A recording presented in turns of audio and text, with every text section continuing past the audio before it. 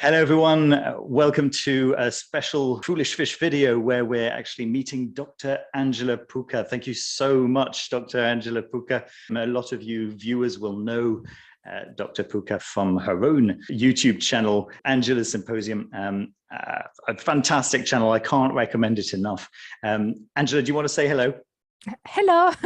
Hello to everybody at Foolish Fish. And thank you so much for inviting me over, Danny. It's a great pleasure to have you on the platform. We're doing a two-way interview. You'll be able to see the interview where Angela is interviewing me on Angela's Symposium. And yeah, go and check that out for sure. The links are down below as usual, as you can expect. So Dr.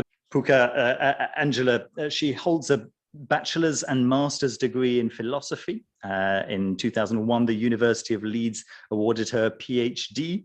in Anthropology of Religion, which will soon be published with Brill, very respectable publishers. I recommend checking them out. Her research focuses on magic, witchcraft, paganism, esotericism, shamanism, and related currents. Author of several peer-reviewed publications and co-author of the forthcoming Pagan Religions in 5 Minutes for Equinox. She hopes to bridge the gap between academia and the communities of magic practitioners by delivering related scholarly content on her YouTube channel and TikTok, Angela's Symposium. I have to just say that my PhD was actually awarded in 2021. I wish it was 2001. Yeah, wow. I wish it was 2001, but maybe yeah, I would have been very precautious. My apologies. It's quite obvious. Yeah, but it's that it's 2021. Yes, 2001, yes. Of course, was when I was graduating. I'm so sorry. Good. Oh wait, well, Angela, I've got a couple of questions for you. Sure. And so let's get started with the very first one, which is where I was hoping that you might be able to tell us a little bit about your background and how you actually came to study the topic of your studies. Maybe you can tell us a little bit more about that altogether. Yeah, thank you first of all for inviting me over. It's a pleasure to be on your channel. I really like your videos. I find them quite interesting, especially your analysis of primary sources for practitioners. I think it's quite interesting and fascinating. Very flattered. As for my background, as you mentioned, for my bachelor's and my master's, I majored in philosophy. At least in Italy, you don't quite have religious studies. Maybe now they are starting to offer something similar to religious studies. I know that they do in Rome, but a few years ago, there wasn't anything similar to what we have in the UK or in the US under the label of religious studies. In continental Europe, you have history of religion, but there's also religious studies as well, the way it is understood here. And so what I did was I majored in philosophy, but I also did many exams, as we would say in Italy, many exams on the history of religion. And I second majored in Asian religions and philosophies. And I learned Sanskrit and Tibetan because at first I wanted to become a Buddhologist, so a specialist in Buddhism. And so I learned Sanskrit and Tibetan and translated sources. And of course, I learned ancient Greek and Latin growing up because I did classical studies growing up. And in Italian, it would be the classical Lyceum. That's the one that I did in place of high school. It's the kind of high school that I did would be called kind of classical Lyceum in English. Sounds like a dream. Yeah, it was about, you had to translate from Latin and ancient Greek every single day. So it was like half of the afternoon was just translating, and then you had to do philosophy, literature, chemistry, biology, and all the other disciplines that you had to study. But yeah, there was a focus, of course, on classical studies. And so for one of my theses, because I had a thesis for my bachelor's and another for my master's, I was working on the Latin work of Giovan Battista della Porta, who's one of the Renaissance magicians and philosophers.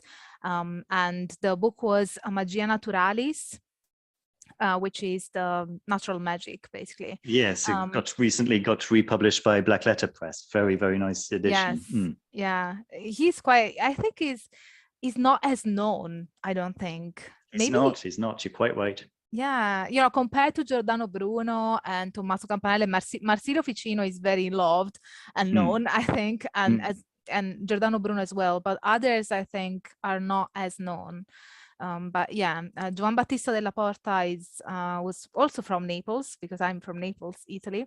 So yeah, it was interesting because I also got to see the manuscripts at the National Library in Italy. You cannot touch them because they are very old, so you can only see them, through the glass. But yeah, it's still quite an experience to do that. But yeah, I studied Sanskrit and Tibetan at university, and but my main interest has always been magic.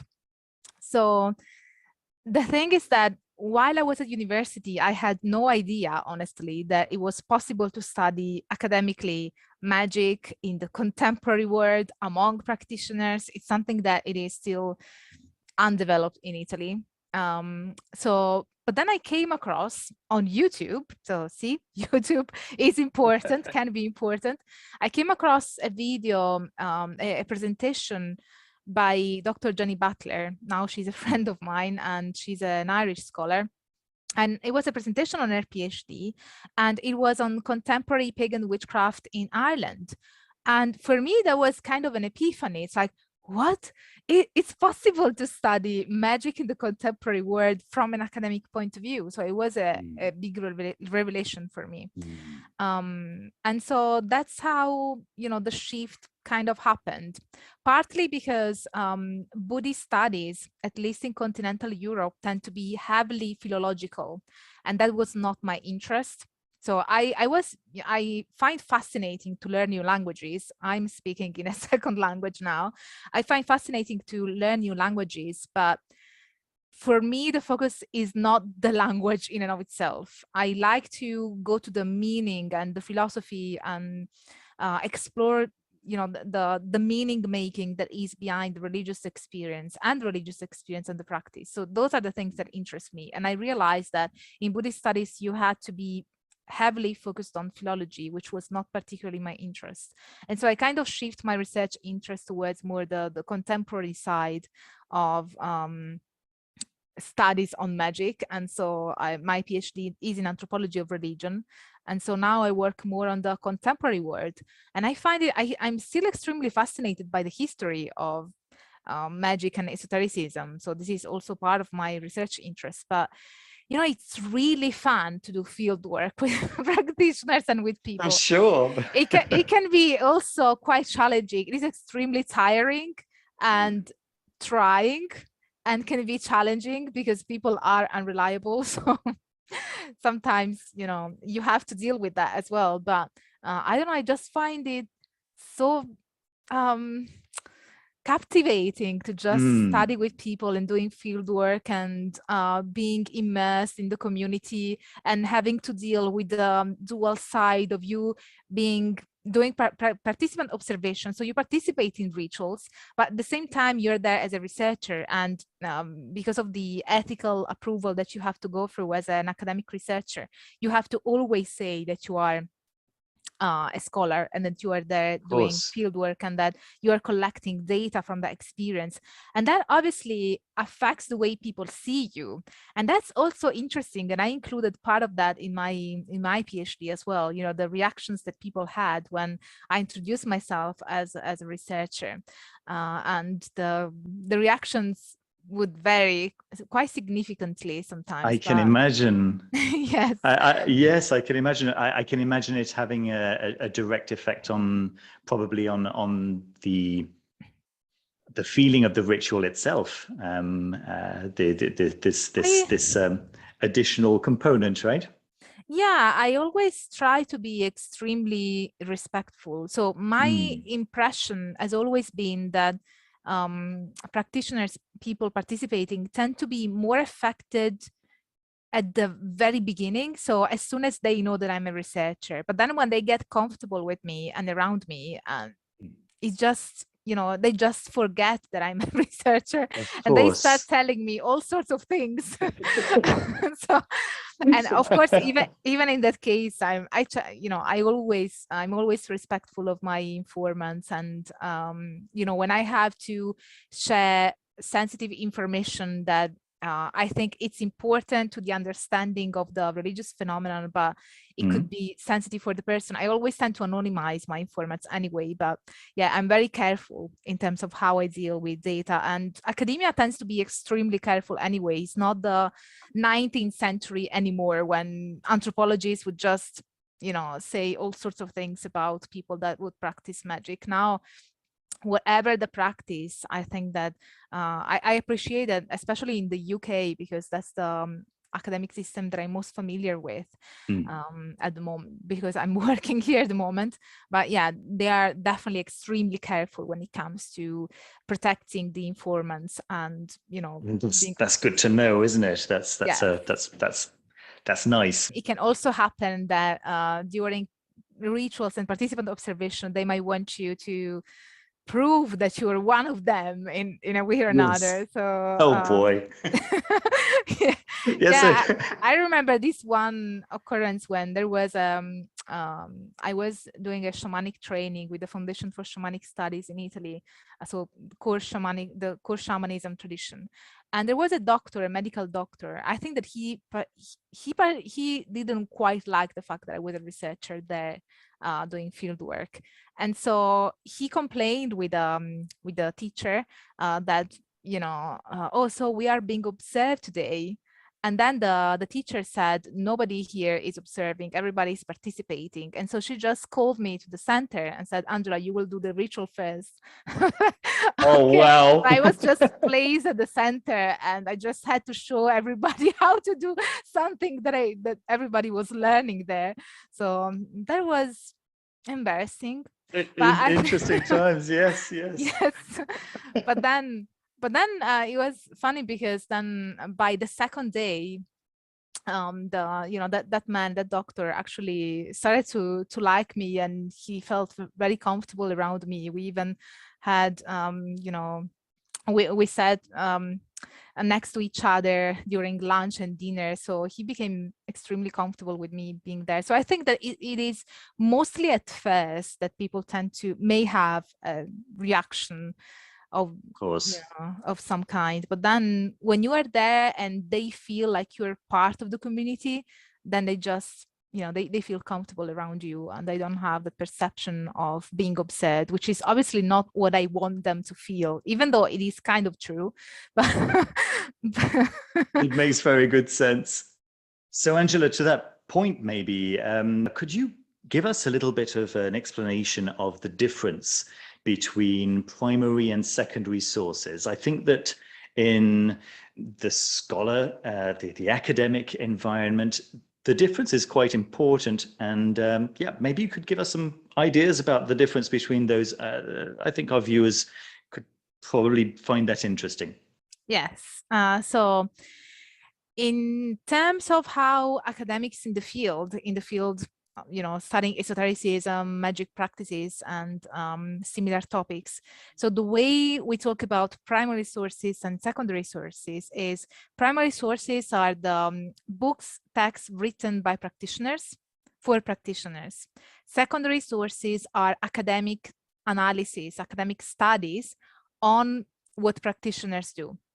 So for instance, my PhD would be a secondary source, but I'm also utilizing primary sources, because among the various books and texts and of course experiences and fieldwork that I've done for my PhD, there were books written by practitioners for practitioners, and there were also peer-reviewed publications done by other scholars that came before me or that are publishing now on a similar topic that might elucidate certain aspects that I might need. Generally speaking, even when I teach to my students, a primary source, when you are studying something, a primary source is written by the practitioner or the author or the poet or the philosopher. And the secondary source is an academic analysis of what the author or philosopher has said. So for instance, if you are studying Friedrich Nietzsche, the philosopher, the primary sources would be his books, like Beyond Good and Evil, that's a primary source, whereas an academic study on the philosophy of Friedrich Nietzsche would be secondary source, an academic study. Now, what I do on my YouTube channel is to offer to my viewers academic scholarship on the matter. So usually I don't analyze myself primary sources because I'm trying to use an academic methodology on my YouTube channel. So the kind of information that I offer comes from peer-reviewed scholarship. And the difference between an academic book and a non-academic book is that an academic book is peer-reviewed. The peer review is the most important thing, which means that when you produce a study, when it has to go for publication, it goes to the publisher, and then the editor will send it to two anonymous experts in your field. They will not know who you are, so they will anonymously review your study, see whether it reflects, whether the methodology was correct, the data collection, the data analysis, whether all the methodological things are in place, and whether there are incongruencies with respect to other scholarship or other studies in the field. If there are things of this sort, they will be highlighted in the reviews that you get back. Because you will get the reviews back, and then you have to amend your work, and then it goes back again to. So you can describe the peer review process as entering in a dialogue with the scientific community. So your study is not just an island, it's not in isolation. It enters the scholarly debate in a way. And even if it is innovative and nobody has ever studied that before, like for my PhD, nobody has ever studied systematically Italian witchcraft before I did for my PhD. But a more experienced scholar would still be able to say whether your methodology is correct, whether your data collection, data analysis, the theoretical framework that you use to analyze the data, all the methodological elements are, another experienced scholar would be able to say whether everything is in place so that you can gather the most accurate knowledge that you can get at that specific moment in time. Because I would say that knowledge is a moving target, so that even when you use the best kind of methodology to gather the most accurate knowledge, you would still have to keep in mind that knowledge is a moving target. And that's why science over time will give different results, because that would be a whole conversation on objectivity and that was very, very clear, Dr. Puca. Thank you so much.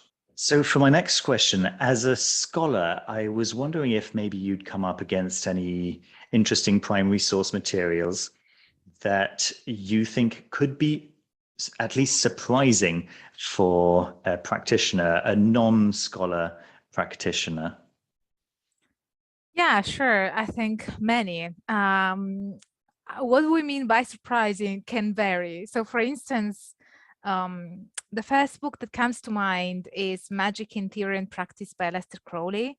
And I think that many practitioners have at least heard of this book, but the surprise would lie in actually reading it, I think, because I think that a lot of practitioners have not read it. And the surprise here would be to sort of discover how much the contemporary magic practices have been influenced by Aleister Crowley, and how much influence in that book there is from previous traditions, especially the Golden Dawn, for instance.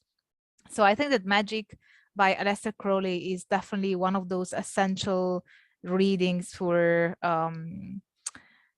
practitioners. And I especially like Liber 4 and all the philosophical aspect within Magic by Crowley. I particularly like the fact that, and this is something that Professor Pazzi and I talked about in an interview. I have an interview on my YouTube channel to Professor Marco Pazzi from the University of Amsterdam. And one of the questions that I asked is, why do you think that Crowley was so influential compared to other esotericists that were less influential? And he thought that one of the reasons is that he democratized magic. And you can read that quite clearly in Magic by Crowley. So when he says magic is for all, and that he's writing that book for everybody, it's not, so in a way it is, yeah, it is opening up to the practice, to everybody, to the fact that everybody can practice magic. And before him, I think that was not particularly the case. I think that Crowley was one of the first ones who, tried to give the sense that everybody can practice magic. And it was also a very specific kind of magic because it was so heavily influenced by ceremonial magic. But at the same time, it had a focus on the will. He would also include, women as well. And there was the heavy component of sex magic, which becomes more relevant even with the OTO and with Jack Parsons. So I think that Magic by Crowley is something that would actually surprise practitioners if they read it. And there's also I think you're quite right. I think that there's also a lot from Indian traditions. For instance, the first part is all about yogic practices, yogic stages in the practice. And yoga is very interesting because both yoga and tantra have an element of magic. And I had a course at my university about magic across different religious traditions. And I had lectures specifically on yoga and tantra, highlighting these aspects. And in yoga, you have a lot of focus on the control, on controlling. And that's the aspect, one of the aspects that Crowley picked up in magic. So the idea that when you control, you do the ekagrata in Sanskrit. So when you have a focused mind, then your mind becomes much more powerful. And then you have the retreat of the senses, the pratyahara. He also uses the Sanskrit term in magic. So all these stages that a yogin or a yogini, if it's a female, goes through, these are the stages towards the samadhi, which is this stage of not really enlightenment in the way it is perceived by the Buddhists, but it is a stage where you have a pure contact with the higher self. You go beyond the perception of the self. And these are all stages that for Crowley could be employed in the practice of magic. And that's also the belief that they had in yoga and in tantra. The difference is that in yoga, they would think that if you move forward towards your path, your spiritual path, you will automatically develop the siddhi, so the superhuman superpowers. Whereas in tantra, they would intentionally seek this kind of to achieve this kind of magic powers.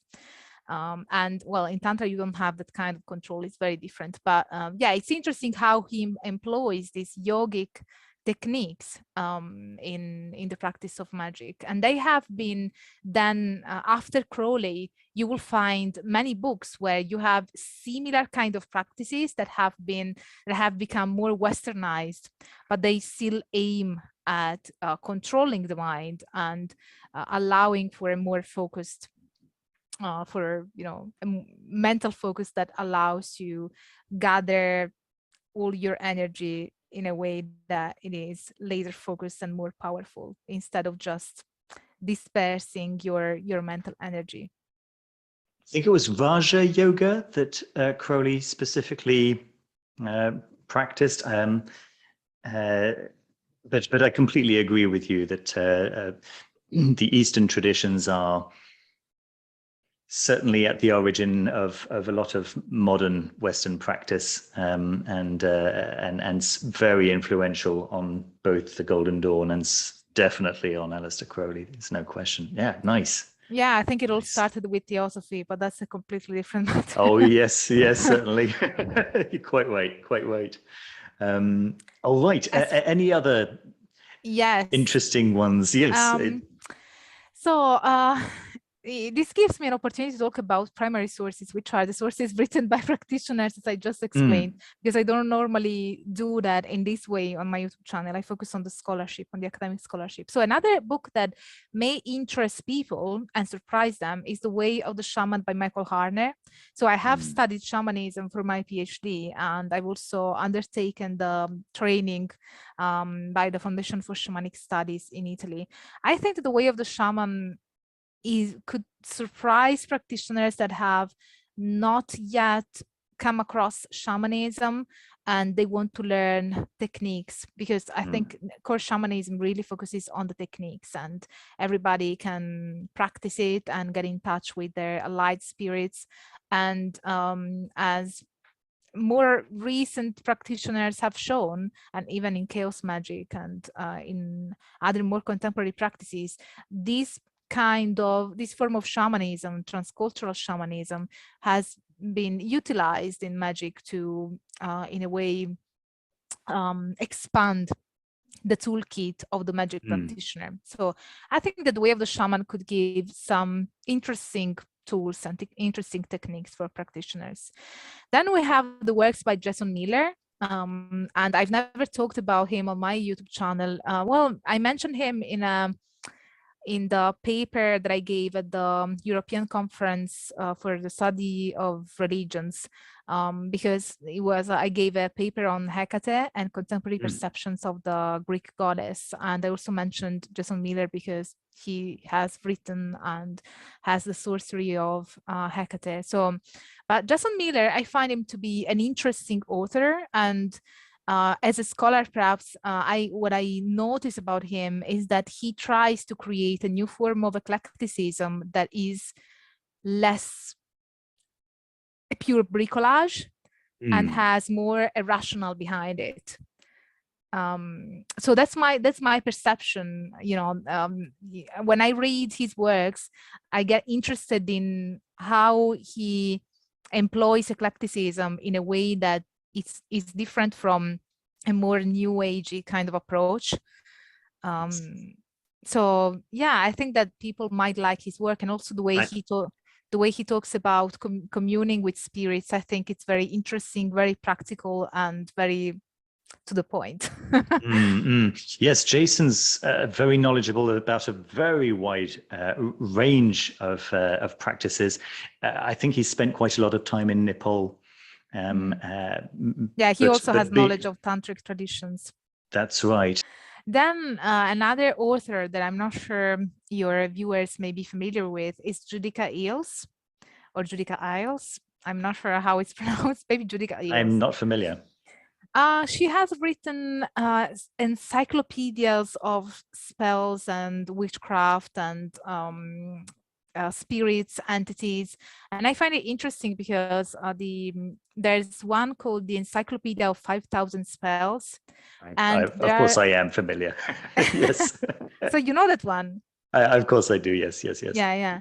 So maybe I was not pronouncing the name correctly. It's just me being ignorant of the author. I've seen it on shelves. I don't have it. Yeah, I think that I find interesting that kind of book, because for practitioners that are particularly interested in the practice, you know, you really find all sorts of things in that book. And you have everything from hoodoo and even Roman traditions. So there are some things that, you know, she has collected over ages. And there were even a few things about Italian traditions that I found to be accurate. So the things that I was familiar with already in terms of the traditions, like from Roman times or from the Italian folk tradition, I think that she did quite an interesting, and must have taken ages to collect all those kind of spells from all over the world, all different traditions. So that's I think my favorite of hers, just because of the extent of knowledge, especially practical knowledge that people can get from it. But then also, I think that her other books are also particularly interesting. Also the one, the Encyclopedia of Spirits, gives a list of all sorts of entities, spirits, gods, goddesses, and what are the correspondences, the correspondences practitioners tend to associate with them, the kind of offerings that have been given to the to those spirits. So I think that that could be useful for practitioners that are particularly interested in the practice. And then the last one would be Many Lives, Many Masters by Brian Weiss. I'm not sure if you're familiar. I don't know this one. No.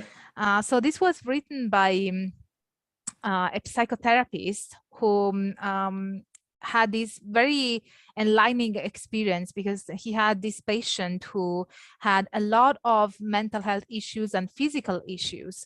And then during hypnosis, when he asked her to go back to the time when the problem first occurred, she starts talking about a previous life. And so then there is an exploration of how she heals through remembering past lives and how it works, this concept of past lives, because with this, she's kind of his Scarlet Woman in a way, because then at one point she starts talking about these entities, these masters that are in between lives, in this bardo state in between lives. So for people that are interested in the concept of past lives and reincarnation, perhaps that could be a good read. Fantastic. Yes, the idea of past lives it's not that easy to find quality information on it. There's a lot written on it, but of course, not all of it is of great quality. So that's a great recommendation to have. Thank you so much, Angela. That's awesome. So that all sounds great. Do you have anything that you could share with us that maybe you've seen, just an object, some kind of maybe ritual paraphernalia that you have had the chance to interact with, that you wouldn't mind sharing with us? So doing anthropology, as I mentioned earlier, I have participated in many rituals. For my PhD, I participated in many shamanic rituals or shamanistic rituals. And so obviously drums and rattles were the main paraphernalia. But also when I participated in contemporary pagan rituals, you find many of that actually. So for instance, you would have I've seen and participated in rituals, for instance, in Naples, where you would have, there was this public association, this public pagan group that would organize rituals for the solstices and the equinoxes and the midpoints, so the 8 Sabbats that were systematized by the Wiccan tradition. And they would have that the priestess and the priest would wear symbolisms that were very Wiccan inspired, the triple moon, and whereas the priest would wear other things that would resemble the sun or the horned god. So you would have the classical symbols, the horned god on the priest and the tribal moon on the priestess. And because during the ritual they would embody the goddess and the god, and then you would have that there were 4 people that would call upon the 4 elements, and they would have cloaks in the color of the element. So yellow for air, green for earth, red for fire, and which one am I forgetting? Blue for water. Water, yes, and blue for water. And yeah, there were different paraphernalia used depending on the time of the year. So for instance, during the spring equinox, the priestess representing the goddess, representing the earth, she would move past the 4 elements, and they would get something onto her, dress her with something that represented the element. Like for instance, the water had a necklace made of seashells, and the earth would give her flowers, and there was a symbolic representation that after the spring equinox and around that time, the earth was sort of dressing herself up of the new season, and it was thanks to the element that so yeah, I really find fascinating how in contemporary pagan rituals there is this very symbolic representation of what is happening and a sacralization of all the things that happen on the earth. So I really find paganism a wonderful religious tradition to explore, because of how, you know, there isn't a search for divine outside of nature.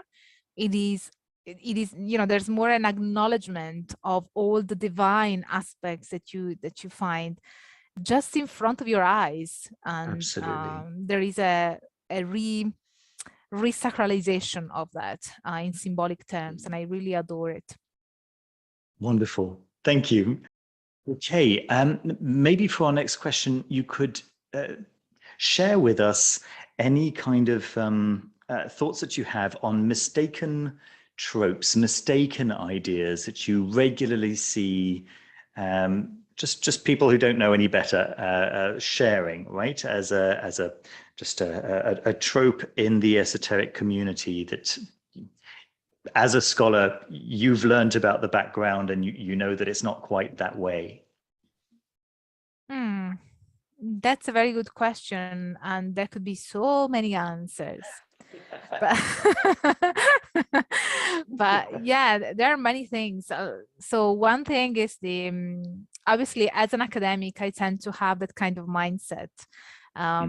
So one thing that I notice is that people tend to want to find antiquity in their practices, or find value in the you know, in how old a practice is, as opposed to as finding value in a practice because it brings them value, because it brings meaning, and it is effective for whatever they are seeking, whether it is something spiritual or practical magic or whatever it is. Because I think that religion is extremely important, or spirituality. They both are extremely important for people. And so I think that in the esoteric community, you find a lot the search for validation, and that can take many, it can go many ways. So for instance, and this is something that I also wrote about in my PhD, because one of the things that I found when doing field work is that people wanted me to validate their practice, or inappropriately used me to validate their practice. For instance, there is this particular informant that I'm not mentioning, but she basically wrote on her website that her tradition was being preserved by my university through me as a scholar, which was obviously not what I was doing at all. Of but course. you do find that kind of thing, or that, you know, there are some practitioners that the very fact that you are researching the practice, it means that, oh, now science is finally acknowledging the fact that this is real. But, you know, it is real because it is real for you. And then the method of natural science is not the same as the method of anthropology and the method of social sciences. So there's a lot of confusion on what science is, and there is a search for an academic or scientific validation. And it is understandable, because obviously magic and the practice of esotericism are not accepted by the mainstream. That the definition that Professor Valde Anegraaff gave of esotericism was rejected knowledge, the wastebasket of history. So you find that Newton is famous for his studies on physics, but nobody, well, now people studying esotericism would acknowledge it, but he was also very interested in alchemy and in the emerald tablet and in all sorts of esoteric things. But that's something that just gets discarded. It's like, okay, that's not important because it doesn't fit the narrative that we have constructed as the dominant culture. So I totally understand why magic practitioners would want validation. The thing is that I think that that's not the best way to go about it. I think that because then you tend to, because in some cases you find the practitioners would completely misinterpret science, physics and just to fit their own narrative. So they are doing the same thing, but the opposite way. Whereas I think that it'd be more interesting to acknowledge the fact that a practice is important, not because it's scientifically validated or because it is super ancient and it is the most ancient of all the ancient religions, but because it brings value to you, it is important to you, it gives meaning to your life, it provides practices that work for you and for your practice, and such an important message, Dr. Puca, such an important message. I see it as well all the time, of course. Yes, my practice is older than yours. It's the origin of yours, so it must be better, or precisely as you say. Yes, my practice, I've just found out that it works scientifically, so it must be this is something wonderful. Thank you for putting out that very important message, that what's most important about a practice, of course, is that it works. That it's got value for you. For instance, you have an exception with some traditions like chaos magic that tends to focus on the techniques. But then if you read Peter Carroll, he still says, yeah, but chaos magic actually comes back to the ancient time and to shamanism. There's a map on I think it's on Libernul. Yeah, I think I've got it right here. Yeah, and the genealogy of chaos magic, and of course it goes back to before every religion was ever invented. So even for a tradition that is self-professed as focusing on the techniques and not on the theoretical side, they still do that. So, and even with Wicca is obviously a new religious movement. Yeah, that's I found the page, although we're not going to get a good picture of it. But yes, the genealogy of magic, where it all comes from. Yeah.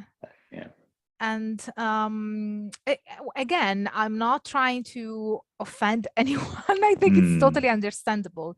But I think that I'm also trying to invite people to see things also in a different way, to approach these things from a different perspective, rather than validating it by utilizing something that goes out, is outside of the practice, to find validation and to find value in the practice itself and what it brings to you as a practitioner.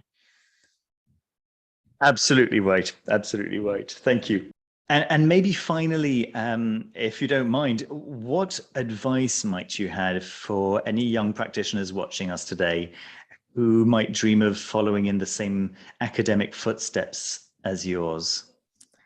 Oh, first of all, arm yourself of a lot of patience. You must really love to read and to study, because it never ends, which is one of the appeals for me, because I remember when I was a child, I would cry on Sunday because I couldn't go to school. So obviously I was a freak. But yeah, I think the advice, in case you want to become a scholar in esotericism, an academic scholar, well, you would need to have a bachelor's and a master's in a subject that is somewhat related to esotericism, because you can study esotericism from many points of view, from a philosophical point of view, from a sociological point of view, from a historical point of view, from an anthropological point of view, from a philological point of view, if you want to look at the text. So there are many disciplines and many disciplinary perspectives whereby you could study esotericism. So once you understand what is your main interest, whether it's philosophical or on contemporary practices, and then you follow that kind of route and you get a bachelor's and a master's in that kind of discipline, I think it's extremely unlikely that you will have in your country, a dedicated program of study in esotericism, unless you are in Amsterdam. But sometimes you will find that religious studies programs have a module or two on esotericism, but it's very rare. In Sweden, they study and teach Esotericism at an academic level, and in some places in Germany and University of Amsterdam, of course, is the most famous because they have an entire department on that. But yeah, if you don't have any of that, you can still do your bachelor's and your master's in philosophy, history of religion, sociology of religion, and literature, and specialize in philology depending on your interests. And then you do a PhD specialize, and then you would do your thesis for your bachelor's and your master's if that's what happens in your country, as it happens in Italy and in the UK. Then you would do your thesis on some esoteric topic, so that you start specializing yourself in that, and you would do a PhD on esotericism, on something that has never been researched before, because that's how the PhD works. You can only study something that no one has ever studied before, because the idea of the PhD is to contribute to the body of knowledge with something that has never been studied before. And once you do your PhD, good luck with that. And and then it really depends. You may find a lectureship and start teaching at a university, or you might want to pursue research more and do a postdoc. It really depends on the kind of, but yeah, first of all, get your PhD, and then we will talk again. Okay. It sounds good. Sounds good. Is there anything that you wish you'd known? Sorry, I interrupted you. Yeah, I was saying, I think that I've scared everybody now from pursuing an academic career in Esotericism, but hopefully not. I'm sure you haven't. I'm sure you haven't. Is there anything that you wish that you'd known as you got started on this route? Is there anything that you think to yourself, maybe if I'd known this, I'd have done things differently? No, I think the only thing would be just follow your passion and never think that something is impossible. But also put the hard work. But yeah, follow your passion. That's something that I've always done. And yeah, maybe if I could talk to younger Angela, I would say, do that. Yes. Follow your passion. Nice. Dr. Angela Puca, thank you so much for spending some time with us today and sharing your expertise with us, and your thoughts and your whole story. It's been absolutely wonderful, and a real pleasure and a real honor. I hope we can do this again at some point in the near future. Yeah, so everyone watching, please remember to check out the links down below. Go and check out Dr. Angela Puca's Angela's Symposium YouTube website, with the links that I've provided down below. And yeah, we'll see you very soon with another video. Thank you so much.